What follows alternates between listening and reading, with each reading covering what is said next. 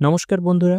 WBCS, West Bengal police, SSC, railway প্রভৃতি বিভিন্ন কেন্দ্র ও রাজ্য সরকারের চাকরির পরীক্ষাগুলির জন্য ইতিহাস একটি অত্যন্ত গুরুত্বপূর্ণ বিষয়। তাই আজকের আমাদের আলোচনা মধ্য ভারতের ইতিহাস থেকে নির্বাচিত 30টি গুরুত্বপূর্ণ প্রশ্নোত্তর। প্রথম প্রশ্ন বলছে, মধ্যযুগ বলতে কোন সময়টিকে বোঝায়? সঠিক উত্তর হয়ে যাবে অপশান বি, 1206 থেকে 1707 খ্রিস্টাব্দ। দ্বিতীয় প্রশ্ন বলছে, ভারতে ইসলাম ধর্মের প্রবর্তক কে? সঠিক উত্তর হয়ে যাবে অপশান এ, হযরত মুহাম্মদ। পরের প্রশ্ন বলছে, আরবরা কবে সিন্ধু জয় করেছিল? সঠিক উত্তর হয়ে যাবে অপশান ডি, 712 খ্রিস্টাব্দে। পরের প্রশ্ন বলছে, আরবরা কার নেতৃত্বে সিন্ধু জয় করেছিল? সঠিক উত্তর হয়ে যাবে অপশান সি, মোহাম্মদ বিন কাসিমের নেতৃত্বে। ব্যাখ্যায় বলছে, আরবরা 712 খ্রিস্টাব্দে রাওয়ারের যুদ্ধে দাহির সেনকে পরাজিত করে সিন্ধু দখল করেন।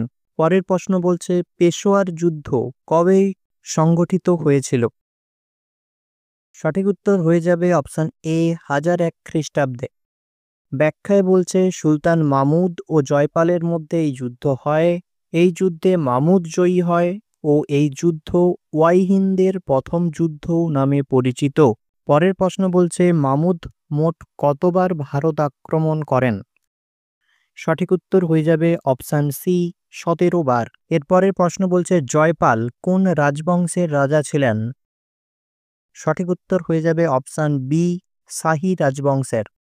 ব্যাখ্যা বলছে, জয়পাল পাঞ্জাবের শাহী রাজবংশের রাজা ছিলেন। পরের প্রশ্ন বলছে, বাতসিকান নামে কে পরিচিত? সঠিক উত্তর হয়ে যাবে অপশান সি, মাহমুদ। ব্যাখ্যায় বলছে, হিন্দু দেবদেবীর মূর্তি ভাঙার জন্য সুলতান মাহমুদ ইসলাম ধর্মগুরুর কাছ থেকে এই উপাধি পান। পরের প্রশ্ন বলছে, গজনি রাজ্যের প্রতিষ্ঠাতা কে?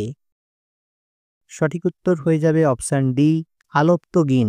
পরের প্রশ্ন বলছে, শাহনামা গ্রন্থের রচয়িতা কে? সঠিক উত্তর হয়ে যাবে ফিরদৌসী। আবু রিহান নামে কে পরিচিত? সঠিক উত্তর হয়ে যাবে অপশান বি, আল বিরুনি। পরের প্রশ্ন বলছে, মাহমুদ কবে জাটদের পরাজিত করেছিলেন? সঠিক উত্তর হয়ে যাবে অপশান বি, 1026 খ্রিস্টাব্দে।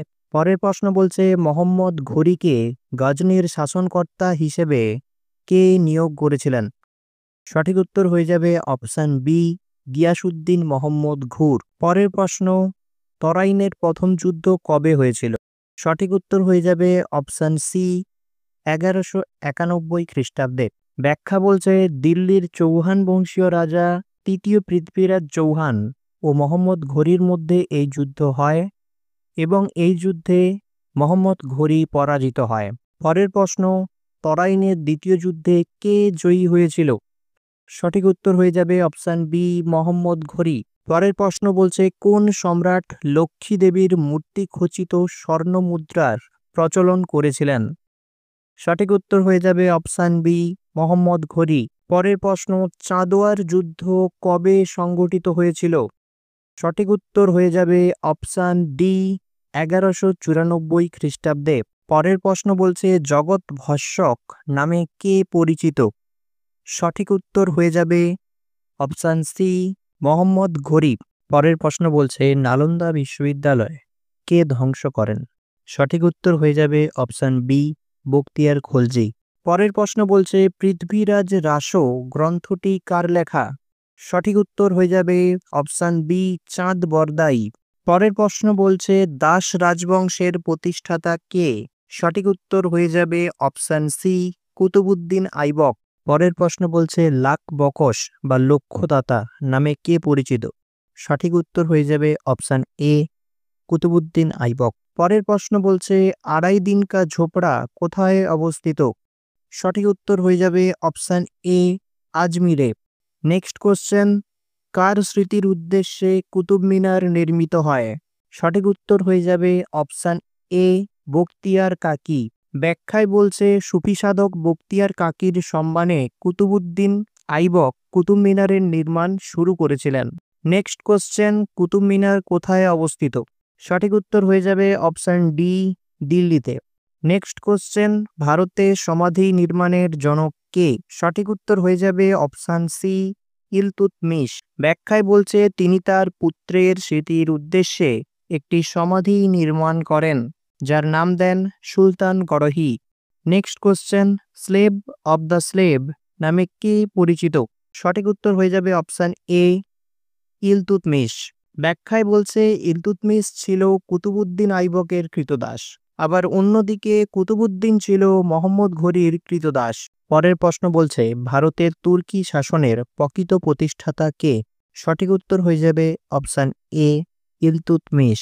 নেক্সট কোশ্চেন, সুলতান ই আজম নামে কে পরিচিত? সঠিক উত্তর হয়ে যাবে অপশান ডি, ইলতুৎমিশ। ব্যাখ্যায় বলছে 1229 খ্রিস্টাব্দে বাগদাদের খলিফা ইলতুৎমিশকে সুলতান ই আজম উপাধি দেওয়া হয়। নেক্সট কোশ্চেন, তুর্কি ই চাহেলগানি বা 40 চক্র কে নির্মাণ করেছিল? সঠিক উত্তর হয়ে যাবে অপশান বি, ইলতুৎমিশ।